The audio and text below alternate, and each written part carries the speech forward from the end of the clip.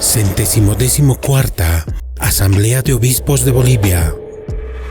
Casa Clemente Maurer, del 11 al 16 de abril, Cochabamba, Bolivia. Excelentísimo Monseñor Aurelio Pessoa Rivera, presidente de esta conferencia episcopal. Aunque no se encuentra presente, también saludo al eminentísimo cardenal Toribio Porco Ticona. Excelentísimo Monseñor Ricardo Ernesto Centella Guzmán, arzobispo de Sucre y primado de Bolivia. Excelentísimos obispos, sacerdotes, religiosas y religiosos y diáconos, colaboradores de la conferencia episcopal, miembros de la prensa, señoras y señores, muy buenos días. Recibí con mucho gusto y mucho agrado la invitación para participar de la asamblea plenaria de esta conferencia episcopal, porque así no solo he podido llegar a conocer ya en su casi totalidad a mis hermanos en el episcopado, sino también para vivir con ustedes unas jornadas fraternas que nos permitirán experimentar el gozo de orar, reflexionar y compartir el pan material y el pan de aquel que resucitando nos regala la vida sin fin. Mi saludo fraterno a todos ustedes, hermanos en el episcopado, así como también a los presentes en ese solemne inicio de la asamblea. Vengo de Papúa Nueva Guinea, ahí en Oceanía, donde era nuncio, un país que con una inmensa diversidad cultural y biológica, famoso por sus playas y arrecifes de coral. En cuanto a la religión, los católicos constituyen un 30% de esa población de un poco más de 9 millones de habitantes. Pero con nuestros hermanos protestantes y otras iglesias cristianas, son un 90% más o menos los cristianos. Desde mediados del pasado mes de enero me encuentro en Bolivia, muy contento de estar y de constatar que no obstante las diferencias entre un continente y otro, no obstante la diversidad cultural, aquí como allá, nuestra iglesia es una, que es el primer elemento con el que la definimos e identificamos. La unidad es un don y como tal hay que reconocerlo con filial gratitud a Dios y a quienes en el seno de la iglesia lo han custodiado y lo custodian. Porque la existencia de la iglesia como comunidad de fe, fundada por Cristo, sigue expresando su dimensión sobrenatural, no obstante el correr de los siglos y las múltiples realidades en las que ella hace resonar el Evangelio de Cristo. De hecho, cuántas estructuras, cuántas entidades, obras de hombres han sido creadas, han florecido y con el tiempo han dejado de ser lo que eran y han sido superadas por otras que con innovaciones y nuevas técnicas han declarado obsoletas las primeras. Aquí, como en cualquier lugar en el mundo donde la iglesia ha sido implantada, la reconocemos fundada por Cristo, una y única, y la proclamamos sacramento de unidad del género humano. Y aquí, como en cualquier otro lugar, los creyentes debemos dar un testimonio creíble de unidad en la fe, para que crean en lo que creen y para que los que creen la reafirmen. Somos hermanos que caminamos en comunión, es decir, en profunda unidad de fe y de acción.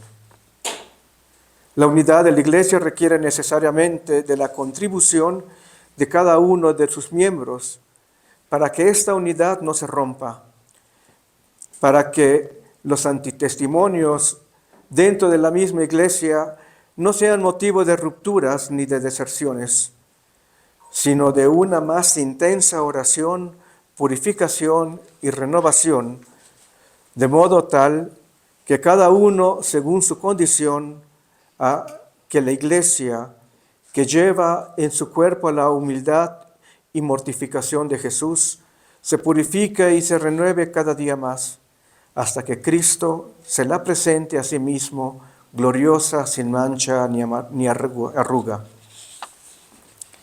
El ahora San Juan Pablo II, sin desconocer los valores que encierran otras confesiones cristianas, nos exhorta a que en el valiente camino hacia la unidad, la claridad y prudencia de la fe nos debe llevar a evitar el falso irenismo y el desinterés por las normas de la Iglesia. Debe quedar siempre con perenne claridad el clamor de Jesús, que todos sean uno, como tu Padre en mí y yo en ti, y la herencia transmitida por los apóstoles, columnas de la unidad, santidad y catolicidad de la Iglesia.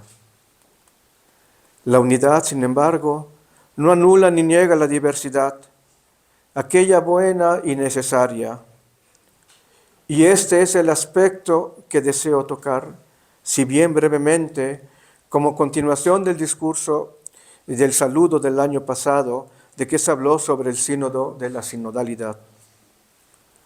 Parto de la palabra del amado Benedicto XVI, que el 11 de mayo de 2008 quiso referirse a ello durante la celebración eucarística de Pentecostés.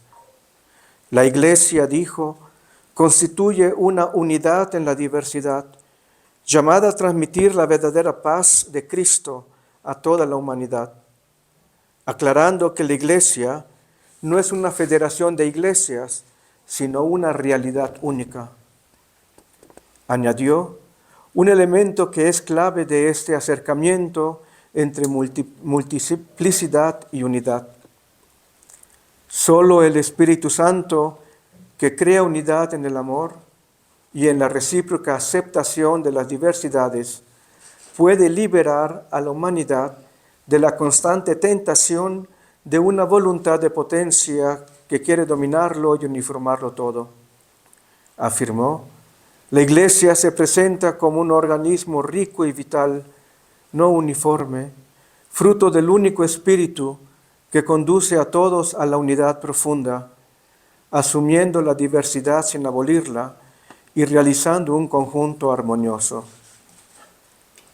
Nuestro actual pontífice reconfirma estos vínculos, aclarando magistralmente que a cada uno da un don y a todos reúne en unidad. Es decir, el mismo Espíritu crea la diversidad y la unidad, y de esta manera plasma un pueblo nuevo, variado y unido, la Iglesia Universal. Es el mismo Espíritu quien realiza la unidad, junta, reúne, recompone la armonía, de tal manera que se realiza la unidad verdadera, aquella según Dios, que no es uniformidad, sino unidad en la diferencia.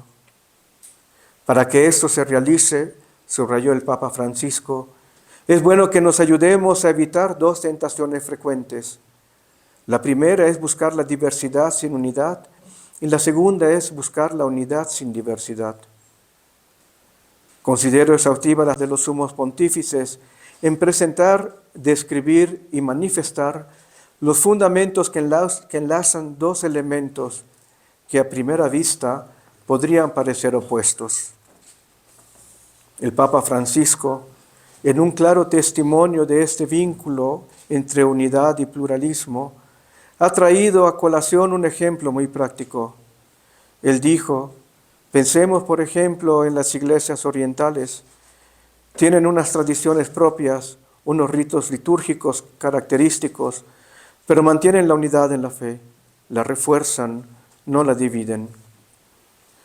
Queridos hermanos, me he permitido tocar este punto porque sea personalmente que como comunidad eclesial estamos expuestos a dejarnos arrastrar por el espíritu del mundo.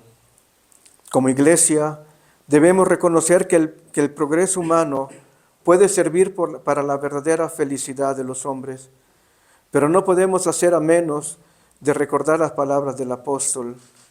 No se acomoden al mundo presente, antes bien transfórmense mediante la renovación de la mente, de manera tal que puedan distinguir cuál es la voluntad de Dios, lo bueno, lo agradable, lo perfecto. El Papa Francisco, en uno de sus discursos durante su viaje al reino de Bahrein, se preguntaba, ¿cómo hacer para acrecentar la unidad? Y al mismo tiempo se respondía, con la oración de alabanza y adoración. La oración de alabanza y adoración es la más elevada, gratuita e incondicional. Atrae la alegría del espíritu, purifica el corazón, restablece la armonía, recompone la unidad. Es el antídoto contra la tristeza, contra la tentación de dejarnos afectar por nuestra pobreza interior y la pobreza exterior de nuestros números. La alabanza y la adoración nos conducen ahí a la fuente del Espíritu, reconduciéndonos a los orígenes, a la unidad. Estamos en la recta final que nos conduce a la conclusión del sínodo sobre la sinodalidad. Me pregunto, ¿puede haber sinodalidad sin unidad? ¿Puede concretarse la unidad sin un caminar juntos? Evidentemente que la respuesta es negativa. Crecer en la dimensión sinodal significa que para la Iglesia, seguir creciendo en una experiencia concreta de la unidad y pluralidad.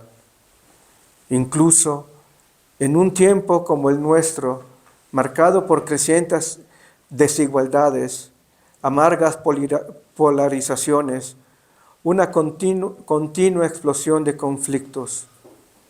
La Iglesia es en Cristo signo e instrumento de unión con Dios y de unidad entre los hombres. Queridos hermanos, que María, que unió en ella el ser hija del Padre, madre del Hijo y esposa del Espíritu Santo, nos guíe para que en las cuestiones esenciales mantengamos la unidad y en las realidades accidentales sepamos optar por aquellas que sin menoscabar la unidad hagan de la Iglesia una sinfonía de voces, preludio de aquel coro que en lo alto de los cielos bendice y alaba a Dios eternamente. Caminemos juntos, caminemos unidos, caminemos en fidelidad a Dios, sirviendo a nuestros hermanos y fortaleciendo nuestra fe. Muchísimas gracias.